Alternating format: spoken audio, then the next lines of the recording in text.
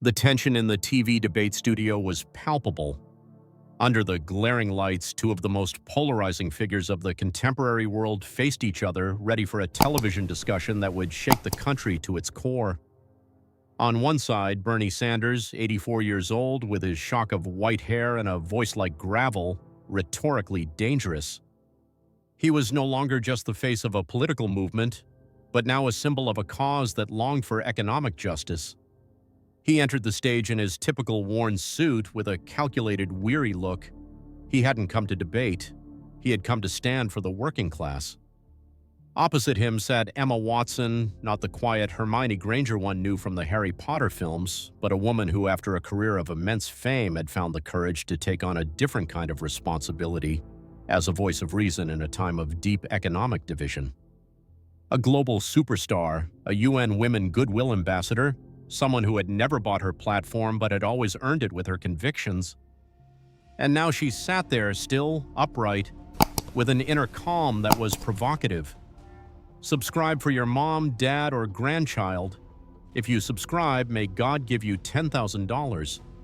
What happened in the next 30 seconds would be seen on social media in an endless loop. Not because it was loud, but because it was real and because it changed everything. Ms. Watson, Sanders began in a voice like gravel, whose undertone was like a razor blade. Perhaps it's time you stopped pretending you understand what it's like to live a normal life and went back to your Hollywood mansions. The sentence didn't fall, it exploded. A murmur went through the studio. The host, Mibrid Ilner, gasped. Viewers across the country paused. On Twitter, a firestorm. Hashtag Go Back to Hollywood began to trend. Many called it the most direct classist statement ever made live on television. But Emma Watson, she didn't flinch.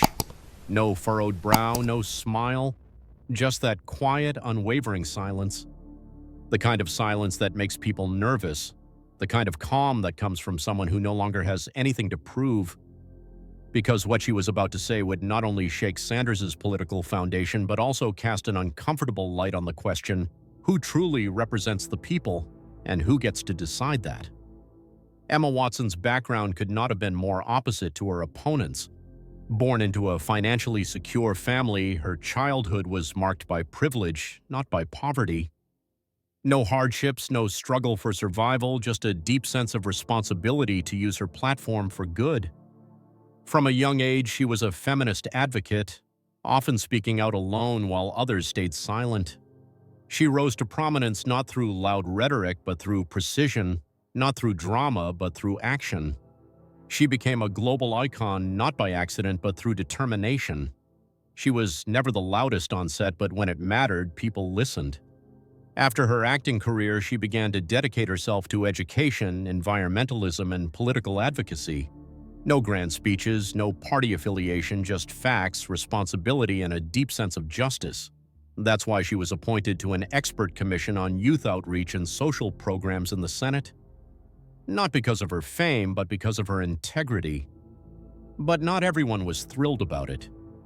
Too independent, some said, too inconvenient, and above all, not the kind of image one had of a political advisor. For Emma Watson was not loud, she was effective, and that's precisely what made her dangerous to those who preferred to believe in surfaces. Bernie Sanders made the same mistake as many before him. He underestimated the woman sitting opposite him. This debate was more than just a clash between two personalities. It was a symbol of our time. A country between authenticity and privilege, between rhetoric and reality. Not a political show, but a cultural earthquake, broadcast live. Sanders came across as the voice of those who believe the country is losing its way, that everything is moving too fast, that tradition is fading and identity is dissolving, that only those whose family histories are rooted deep in working-class struggles can truly understand what the country needs. But opposite him sat someone he couldn't categorize, a woman who didn't fit the mold. No populist playbook, no loudspeaker, just a life full of discipline, loyalty, and action. Emma Watson was not an heir to a system, she was its counterproof, the proof that platform is not inherited but earned. Not through class, but through conviction, not through name, but through decisions. The debate's topic was actually healthcare reform, a seemingly safe territory for Sanders. He had given enough statements on social programs, taxes, and worker rights. But Watson didn't just have statements, she had experience. Mibrid Illner opened calmly. The first few minutes went routinely. Party lines, well-rehearsed phrases. Sanders spoke first. "America needs a leadership that thinks for the people," he said. "Our jobs are being outsourced, our factories are closing, and the people pay the price." Then it was Watson's turn, calm, composed, precise. "I have spent 2 decades of my life recognizing real threats, not imagined ones.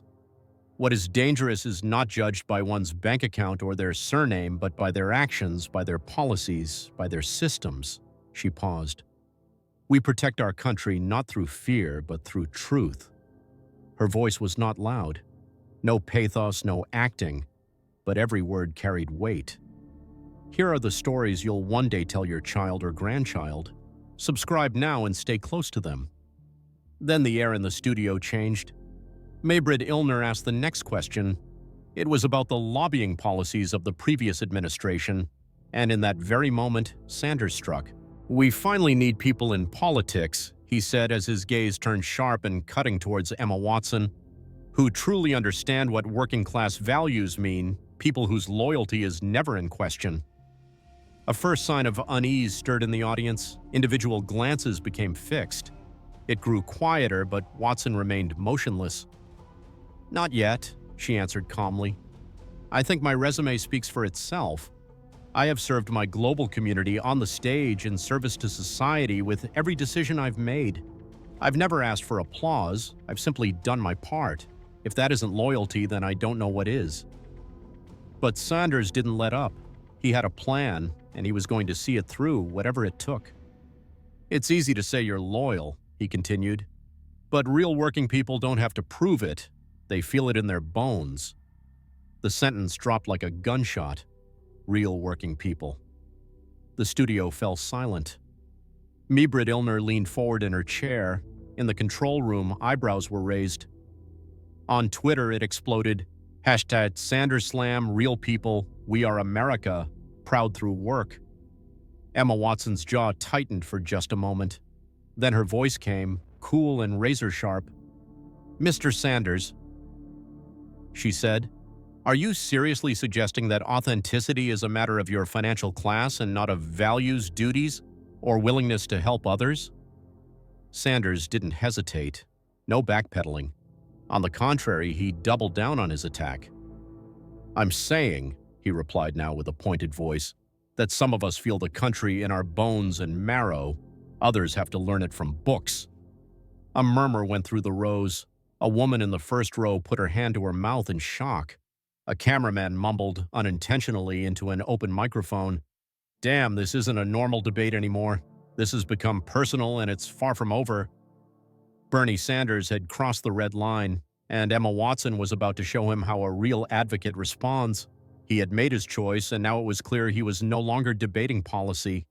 He was attacking Emma Watson's right to see herself as part of this movement. "Ms. Watson likes to talk about values," he said in a calm but cutting voice. "But when it really comes down to it, where does her loyalty lie? When she looks in the mirror in the morning, does she see a representative of the people or something else?" The air was sucked out of the studio. No one moved. This was no longer theater. It was a frontal assault on identity, belonging, on the heart of what it means to be an advocate. Mibrid Illner opened her mouth, then closed it again. She didn't know whether she should intervene or let history happen. In the control room, editors sat frozen. Their glances darted between screens and heads. "Are we really letting this run live?" one look asked the other. Viewers at home held their breath, especially those who knew this feeling. Children of immigrants, soldiers' kids, people whose place in their country was constantly questioned. They knew this look, this suggestion that you could never fully belong if you weren't born in the right place, with the right name, with the right history. But Emma Watson didn't move, didn't blink. She just looked at him with that quiet, iron calm that used to make her co-stars tremble and now disarms demagogues. A look that said, "You've already lost, Mr. Sanders," she said softly. "You should be very careful about the path you're taking." But he didn't stop. Maybe he didn't understand the warning. Maybe he didn't care. "Ms. Watson, you have served the global community, and I respect that," he continued. "But you know," Sanders went on, his tone now honey-sweet and razor-sharp at the same time, "there's a difference between serving this country and truly understanding it. Some of us are born with that understanding. Others," she paused theatrically, "spend their whole lives trying to prove they belong." The sentence wasn't a shot. It was a cut. Precise, surgical, served with a smile behind which the blade was clearly felt. Emma Watson nodded slowly as if she had been waiting for this very moment. "I see," she said calmly. "So you believe authenticity is inherited, not lived. It lives in the wallet, not in the decisions. An interesting point of view, especially for someone who prides himself on his humble background." Sanders' voice grew more tense. "I believe that this country should be led by people whose loyalty has never been in question, people who never had to prove they belong." A stir arose in the studio, scattered applause, murmurs, frowns. Mybrid Illner received frantic signals in her earpiece. In the control room, they were debating wildly, cut to a commercial or let it run, because something huge was about to happen here. And then Emma Watson did something completely unexpected. She smiled. Not a triumphant grin, no mockery, but the quiet, knowing smile of a woman who held the truth in her hand while her opponent was still playing with phrases. "Mr. Sanders," she began, her voice deep as a verdict, "if we're going to talk about who really belongs, may I tell you a story?" He just blinked once. His smile flickered. "It's about my family," Watson continued, "and about yours. And at the end of this evening, every viewer will know who here is allowed to question whose loyalty and who had better be silent." Sanders visibly shifted in his chair, the first crack. "You see," Emma said, her voice now clearer, more confident, unshakable. "I've worked on global campaigns for years. You learn a simple rule there. Trust is good, but control is better. So when I found out I was going to debate you today, I did my homework." A murmur went through the room. A cameraman stopped panning. The production assistant held her breath. The color drained from Sanders' face. "I don't know what you think you've found," he muttered. But the self-confidence had vanished. His voice betrayed him. "Oh, I think you know very well," Watson countered. Her smile deepened. "But don't worry, I'm about to tell everyone." She leaned forward, hands folded, her gaze nailed to his face. The spotlights cast a harsh light on his forehead. The silence in the room was palpable. What was to come now would not only turn this debate around, it would go down in television history. The Polish that Bernie Sanders had worn at the beginning like a shield was now cracked, visible, human. He had believed that Emma Watson would take his attacks with dignity and move on. He had not expected that she would come armed with facts. "You know," she said, her voice calm but increasingly firm, "when you work in my world, you learn early. You don't have to be loud to be dangerous. You just have to be prepared." She reached casually into her bag and pulled out a light gray folder. "It's all publicly available," she explained. "Anyone can look it up, but I don't think many of your voters really know the truth about your family history." The camera zoomed in closer. The audience held their breath. In the control room, hands flew over mixing consoles, but no one dared to cut to a commercial. The ratings had gone through the roof, and all of America was watching. "Let's start with my story," Emma Watson said calmly as she opened the folder with remarkable precision. "I was born into a financially privileged family with great connections and the hope of using that platform to do some good. My family worked hard to achieve their status. My father was a lawyer, my mother worked hard at her job. Her voice remained calm, but in her eyes a fire smoldered that burned deeper than anger. It was determination. They didn't come to take. They didn't expect gifts. They believed in an idea that if you work hard and use your influence for good, you can make a better world for others." She looked directly at Bernie Sanders. "My family never relied on handouts. They never asked for special treatment. They didn't believe this country owed them anything. They earned every penny, every opportunity with their own hands. And with that money, they sent me to school." The studio was now dead silent. Even Sanders' most ardent supporters paused. "When I was old enough to serve, I didn't hesitate for a moment," Watson continued. "I have served. I have taken risks. I have worked in programs for women's rights and education. I have spoken in refugee camps. I have confronted systems that wanted to endanger this world. I've been threatened. I've been slandered. I have spent nights in parts of the world where my background could have been a death sentence." She took a long pause, letting the weight of that reality sink into the room. And all for one single reason: to protect lives in this world. Then she turned not to Sanders, but directly to the camera, to the living rooms, the phones, the news feeds of the viewers. "When Mr. Sanders tells me I should go back, he isn't just speaking to me, he's speaking to every young person who has ever worked for a cause, believed in it, and sacrificed for it." Applause broke out in the audience. Some clapped, standing, but Emma held up her hand. "I'm not finished," she said, "because the most revealing story isn't mine, but his." Sanders flinched for the first time. Watson opened the folder completely and pulled out several pages. "Mr. Sanders loves to talk about what real working-class values are. He has built his entire political brand on it. Authentic, grassroots, deeply rooted. But according to public records," she held up the first page, "his campaign received major donations from wealthy donors in Hollywood in the 1990s. A murmur went through the studio.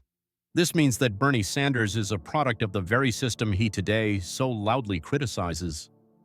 But Watson was not finished. Her voice became sharper, more focused, surgical. "And now comes the irony. His campaigns," she said, "did not get this money from grassroots donations or small donors. They got it because they needed the funding to compete with other candidates." A few laughs, a few shocked faces. Sanders' expression was frozen, but the color had drained from his face.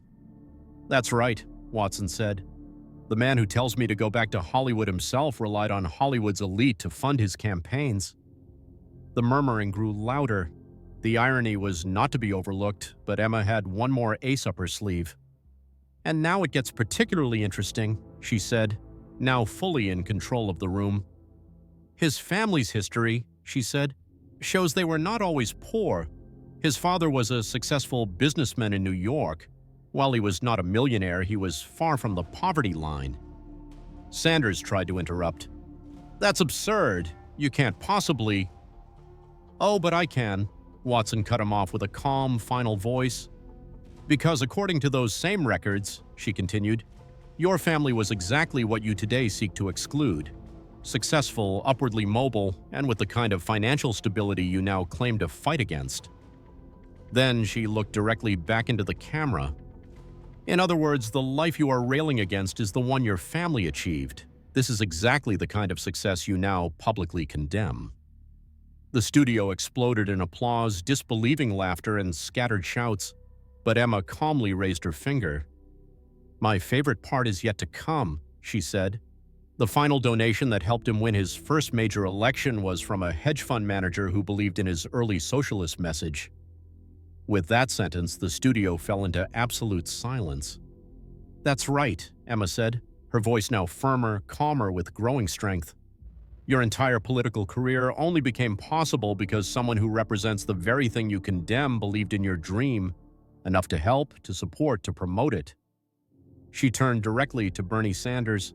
"When you told me to go back to Hollywood, you weren't just insulting me, you were insulting the people who made your own existence in politics possible in the first place." It was silent again. No movement, no sounds, just gazes, all directed at her. Emma Watson stood there, unmoving, determined, and suddenly everyone in the room knew this was no longer a moment. This was a turning point. "Yes, exactly," she repeated.